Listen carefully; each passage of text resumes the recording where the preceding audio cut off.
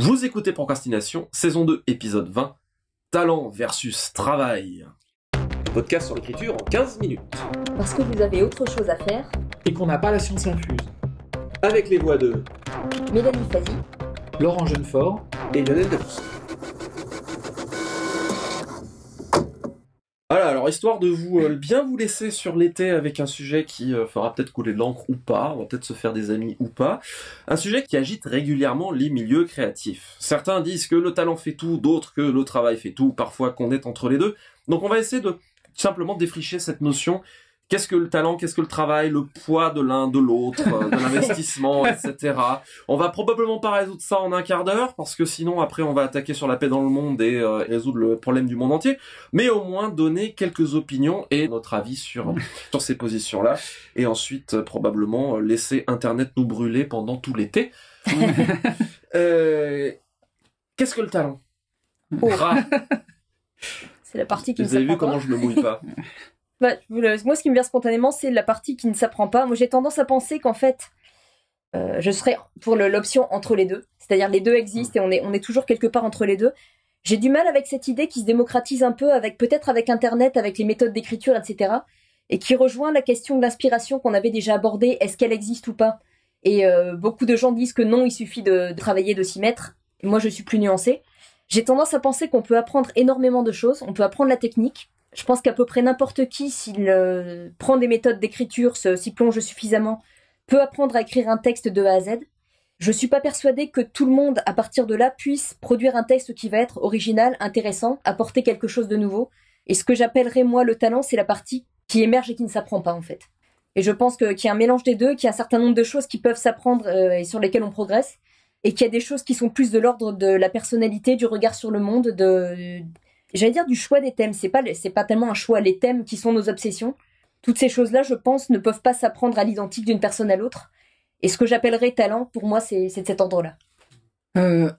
Très difficile parce que c'est peut-être ce qui nous a motivés à faire ce podcast. Donc on est au cœur de la chose, quoi, je trouve. Déjà, si le travail ne compensait pas le talent, est-ce que vous croyez que je serais là en ce moment, déjà? Je pourrais dire la même chose. Mais en tout cas, l'épisode, je trouve qu'il interroge le statut de l'art, en fait. C'est tout ce qu'on aime bien dans un roman, est-ce que ça relève de l'art ou d'autre chose? Je sais pas, C'est un équilibre entre les deux. Voilà, est-ce que le talent se niche dans la seule maîtrise des mots? Je pense que c'est ça où moi je me pose toujours la question, hein. J'ai pas de réponse. Moi j'ai tendance à penser comme toi, c'est-à-dire que c'est ce qui reste un peu quand on met de côté justement la technique, mais c'est de la technique en même temps. Pour moi, il y a vraiment un équilibre, c'est-à-dire je pense pas qu'avec juste le travail, on puisse, comme je disais, on peut produire un texte, il sera pas nécessairement intéressant. Par contre, quelqu'un qui a des idées originales, qui a une personnalité, etc., s'il n'apprend pas un minimum à canaliser tout ça, ça va être un bordel sans nom et ça ressemblera à rien. Je pense qu'il faut nécessairement la rencontre des deux. Moi, je dirais que c'est une tension, en fait. C'est comment conserver l'étincelle du vivant dans la machine qu'est l'élaboration de l'histoire. C'est ça, je pense que talent versus travail, c'est ça, en fait. C'est comment conserver cette espèce de truc un peu intangible, justement, qu'on ne peut pas quantifier, dans tout ce qui est quantifiable. Ou au moins, on sait identifier tout ce qui est figure de style. Et pourtant, il y a quelque chose qui échappe à ça, qui est dans l'équilibre de tout ça. Le talent, il est dans cette espèce de... On se dit, quelqu'un qui a justement le talent par rapport à quelqu'un qui ne l'a pas, c'est quelqu'un qui a trouvé cette espèce d'équilibre subtil entre tout ce qu'il a mis en œuvre. Est-ce que ça rejoindrait quelque part la question du style et de la voix personnelle aussi? Oui. Pour moi, c'est vraiment la notion de ce qu'on mettrait dans talent. Quand on entend talent, en plus, il y a quelque chose de qualitatif qui me dérange, en fait. Ça sous-entendrait que quelqu'un est nécessairement bon, quelqu'un est nécessairement mauvais. C'est exactement ce qui m'ennuie, moi, dans cette idée. Donc, je sais pas comment l'appeler. Peut-être style ou voix, effectivement. Et par contre, derrière cette idée, en fait, je bloquais sur ça en me disant, j'aime pas cette hiérarchie. Moi, j'ai cette intuition qu'en fait, on n'est pas tous égaux devant l'écriture, mais parce qu'on n'est pas tous égaux devant les différents moyens d'expression. Et certains vont naturellement avoir une facilité et quelque chose pour l'écriture. Chez d'autres, ça va être le dessin. Ça peut être beaucoup de choses différentes et qu'il y a quelque chose de cet ordre-là qui, voilà, on peut s'y essayer, mais on n'apprendra pas nécessairement à ce que ce soit aussi vivant.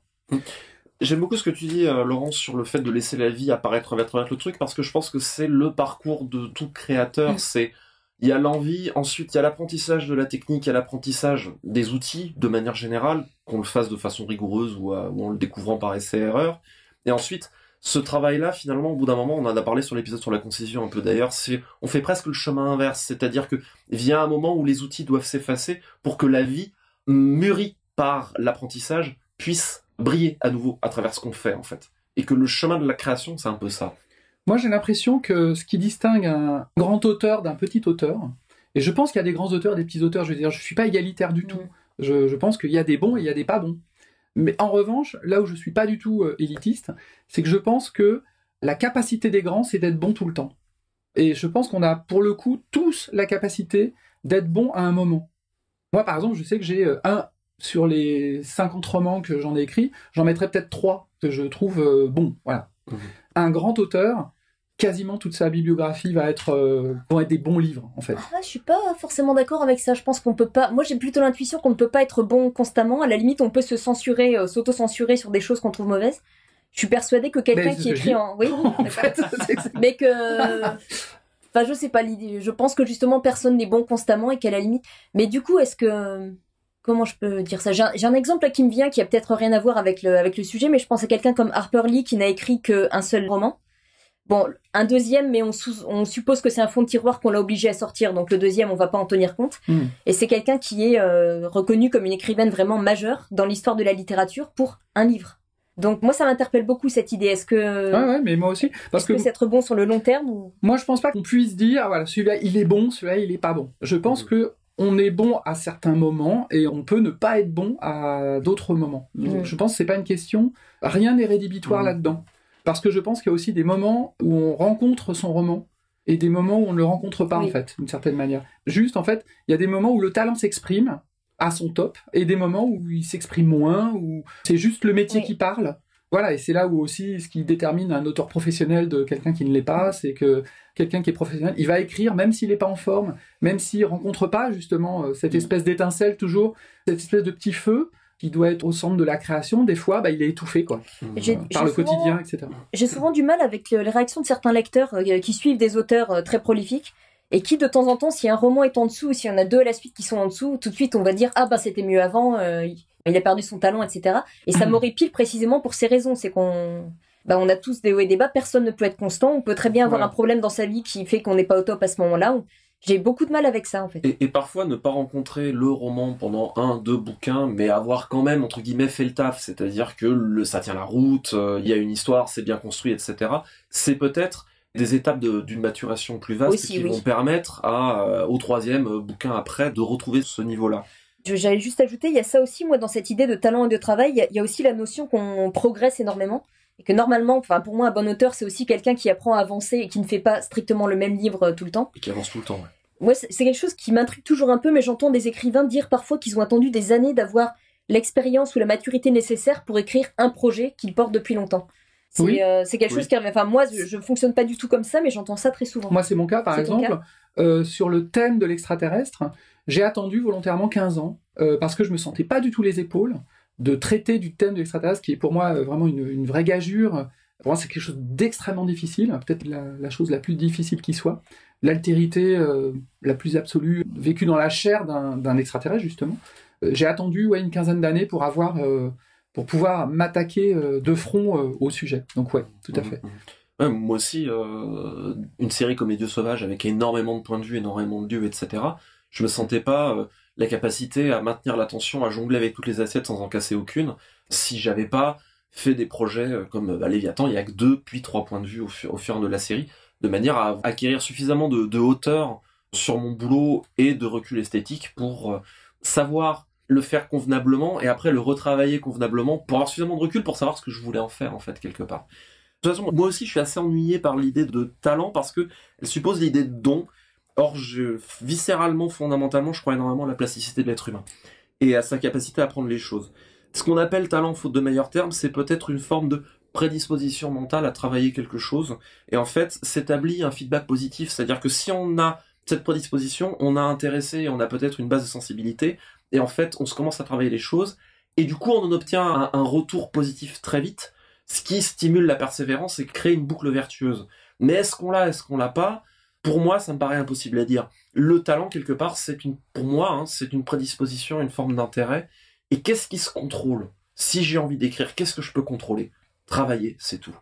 Il y a ces discussions parfois sur Internet, quand des fois je prends quelques volets de bois vert sur les articles sur le blog, parce que certains trouvent que j'ai l'outrecuidance de ramener le métier à la technique, ce qui n'est pas le cas du tout. Mais la technique et le travail, c'est jamais que la seule chose qui peut se contrôler. Donc, à partir du moment où on a envie d'en faire, qu'est-ce qu'on peut faire à part le faire, le travailler, avec le maximum de cœur et d'envie, et laisser la postérité décider. On le fait pas pour la postérité, on le fait pas pour l'édition, on le fait parce qu'on en a envie et parce qu'on veut le travailler. En dehors de ça, qu'est-ce qu'on contrôle à part ce qu'on fait? Rien du tout. Donc, et qu'est-ce qu'on peut transmettre, nous aussi, quelque part, à part l'expérience, les techniques que nous, on a pu aborder, qui ont pu nous permettre de progresser, et donner ça en pâture aux gens qui peuvent éventuellement s'en emparer, les améliorer, et eux aussi prolonger le chemin au-delà de nous. On peut faire que ça. Donc, moi, la discussion sur le talent, très franchement, elle m'a toujours emmerdé. Parce que Brassens disait, c'est pas la citation de la fin de l'épisode, sans travail, le talent n'est qu'une sale manie. Et voilà, le travail, il n'y a que ça. Exactement. Aussi, alors bon, il y a le fameux mythe que pour maîtriser un sujet, il faut 10 000 heures de pratique. Bon, qu'on y croit ou pas, je sais pas, mais en tout cas, il y a un truc qui est clair, c'est qu'il y a beaucoup d'études neurologiques qui ont montré, parce que tout un discours sur le développement personnel dit aujourd'hui, trouvez votre motivation, trouvez votre vocation, etc. Et en fait, il y a pas mal d'études neurologiques qui montrent que finalement, le travail et la persévérance qui amènent les résultats positifs au fur et à mesure, parce que plus on travaille, plus quand même on s'améliore, amènent finalement des résultats, et ce sont ces résultats qui finalement génèrent la passion. Donc, peut-être que ça fonctionne pas dans ce sens-là non plus. Pareil, je suis entre les deux, avec le truc en plus de dire que, comment on peut contrôler que le travail? Bossons. Oui, voilà. Mais cela dit, idéologiquement, vous connaissez mon point de vue là-dessus, mais le fait est que, vous allez avoir des dizaines d'auteurs qui vont travailler dans la collection Anticipation dans les années 50 aux années 80, et puis vous allez avoir un Stéphane Vull par décennie, c'est tout.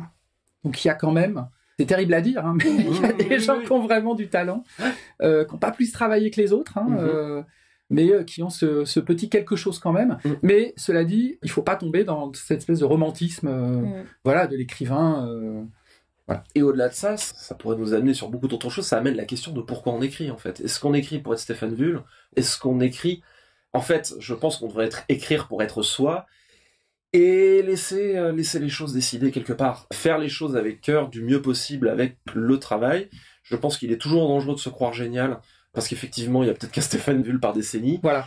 Et il y a aussi tellement de choses, certainement pas pour minimiser le talent de Stéphane Vull, mais il y a aussi la rencontre avec une époque, il y a aussi la rencontre avec un lectorat.